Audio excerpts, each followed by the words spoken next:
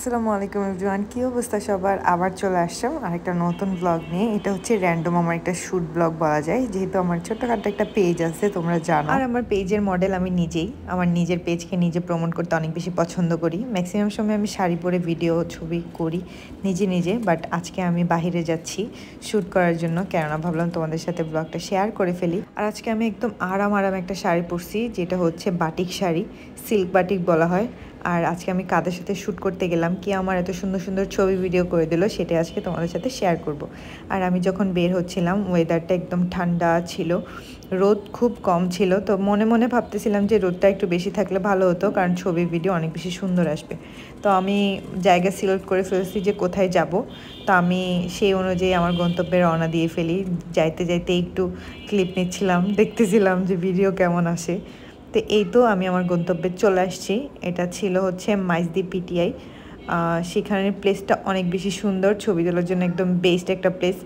অনেকগুলো ছবি তোমরা আমার অলরেডি দেখে ফেলছো এই প্লেসে, ছবিগুলো অসম্ভব সুন্দর আসছে। আর এখানে দাঁড়িয়ে দাঁড়িয়ে আমি আমার দুইটা ছোট বোনের জন্য ওয়েট করতেছিলাম। তারা বলতেছিল যে তারা আসতেছে আসতেছে, বাট এখনও আসতেছে না। আমি রোদের মধ্যে একা একা তাদের জন্য ওয়েট করতেছিলাম। এই যে ফাইনালি তারা চলে আসছে। আর তোমরা নিশ্চয়ই ওদেরকে আমার আরও ব্লগে দেখতে পাইছো। ওরা আমার ছোট বোন, ওদের সাথে আমার সময় কাটাতে বেশ ভালো লাগে। ওরাও আমার সাথে খুব ভালো সময় কাটে। এখানে আমি বারবার বলা বলি করতেছিলাম, আমি কয়েকটা ভিডিও দেখছিলাম, ওগুলোর মতো ভিডিও করব, ওইটাই ওদেরকে বোঝাচ্ছিলাম। আর এখানে হচ্ছে অপরাজিতা আর আবরার পিছনের জন।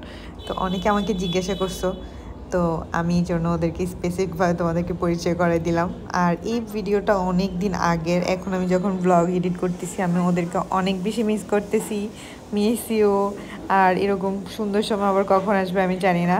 তো আমরা এখান থেকে শ্যুট শেষ করে আমরা চলে গেছি ফুচকা খেতে। আর বরাবরের মতো ফুচকাগুলো বেশ মজা ছিল। নিরাময়ের সামনের ফুচকা আসলে বেস্ট, অনেক বেশি মজা হয় মামার ফুচকাগুলো, যেহেতু হাতে বানানো। আমি সাজেস্ট করবো যারা মাইজিতে আসো এখানে ফুচকা খেতে পারো, অনেক মজা। আর এরপর আমরা চলে যাচ্ছি পার্কের সামনে, আমরা এখন কোল্ড কফি খাবো। এরপর রিক্সার মধ্যে উঠে আমাদের তিনজনের কি হাসাহাসি, এখন অবশ্য আমার মনে নেই কী নিয়ে তখন আমরা হাসাহাসি করতেছিলাম। আর এরই মধ্যে আমাদের কোল্ড কফি রেডি করে ফেলছে মামা। তো আমরা কোল্ড কফি নিয়ে কিছু স্ন্যাপ নিব। স্ন্যাপ নিয়ে ভাবতেছিলাম যে ডে শেয়ার করব, বাট না, আমরা ডে শেয়ার করি নাই, ভুলে গেছিলাম। পরে হচ্ছে আমরা আরও কিছু ভিডিও নিছি। আর এই ছিল আমার সারাদিনের একটা ছোট্ট ব্লগ।